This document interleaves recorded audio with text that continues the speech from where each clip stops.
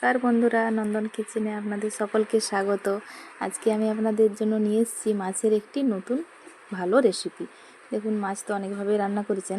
আজ আমি আপনাদেরকে কাতলা মাছের একটি রান্নার রেসিপি শেয়ার করছি। এই কাতলা মাছ আলু পটলের কাতলা মাছের রান্না। আলু পটল দিয়ে কাতলা মাছ আমি আজকে একটি সুন্দর রেসিপি আপনাদের সাথে শেয়ার করব। দেখুন, প্রথমে আমি কাতলা মাছগুলোকে নুন, হলুদ আর সামান্য একটু লেবুর রস মাখিয়ে নিয়েছি। মাছের যে আঁশটে গন্ধ, লেবুর রসটা মাখালে সেই আঁশটে গন্ধটা আর থাকবে না, সে কারণে নুন, হলুদ আর লেবুর রস মাখিয়ে নিয়েছি।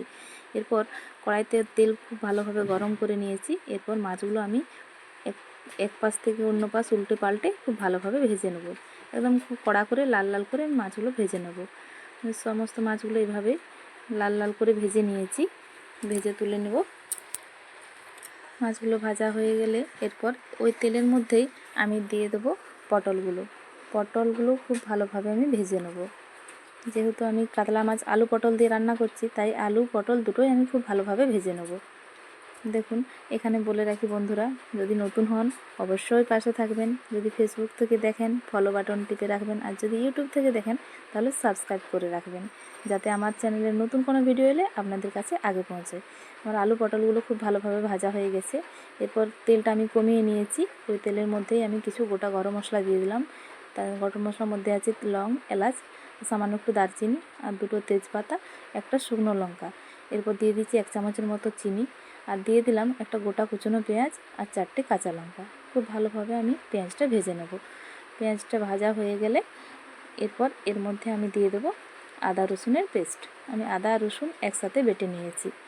আদা রসুনটাও খুব ভালোভাবে আমি মিশিয়ে নেব তেলের মধ্যে। যতক্ষণ না কাঁচা গন্ধটা আর রসুনের ভাজা হয়ে যায় ততক্ষণ আমি ভালো করে কষিয়ে নেব। এরপর এর মধ্যে কিছু গুঁড়ো মশলা আমি অ্যাড করছি। দিয়ে দিলাম হলুদ গুঁড়ো, জিরে গুঁড়ো, লঙ্কার গুঁড়ো আর সামান্য পরিমাণ গরম মশলার গুঁড়ো। দেখুন, খুব ভালোভাবে আমি মশলাটা কষিয়ে নেব। মশলাটা আমার খুব ভালো করে কষানো হয়ে গেছে। এরপর আমি এর মধ্যে দিয়ে দিলাম আলু আর পটল। আমি যে আলু পটলটা ভেজে রেখেছিলাম মশলার মধ্যে দিয়ে দিলাম। খুব ভালোভাবে মশলার সাথে আলু পটলটা কষিয়ে নেব। আলু পটলটা কষানো হয়ে গেলে এর মধ্যে আমি পরিমাণ মতন লবণ দিয়ে দেবো। লবণটা আপনাদের স্বাদের অনুযায়ী দেবেন। ঝোল যদি বেশি করতে চান তাহলে লবণটা একটু বেশি দেবেন। আমি ঝোলটা খুব বেশি করব না, সেই জন্য আমি লবণটা একটু কম দিয়েছি। এরপর এর মধ্যে দিয়ে দিলাম আমি গরম জল আমি 1.5 বাটির মতো গরম জল দিয়েছি। এরপর উপর থেকে ছড়িয়ে দিলাম ধনেপাতা কুচি আর টমেটো আর 4টা কাঁচা লঙ্কা। টমেটো কিন্তু আমি মশলার সাথে দিইনি, আমি টমেটোটা এরপর দিলাম। এতে স্বাদটা কিন্তু একদম অন্যরকম হবে। এরপর সামান্য 2 মিনিটের মতন ঢেকে এটা আমি রান্না করে নেব। দেখুন, আলুটা সেদ্ধ হয়ে গেছে, খুব সুন্দর সেদ্ধ হয়ে গেছে। এরপর আমি দিয়ে দেবো ভেজে রাখা মাছগুলো একটার পর একটা দিয়ে খুব ভালোভাবে আমি মিশিয়ে নেব।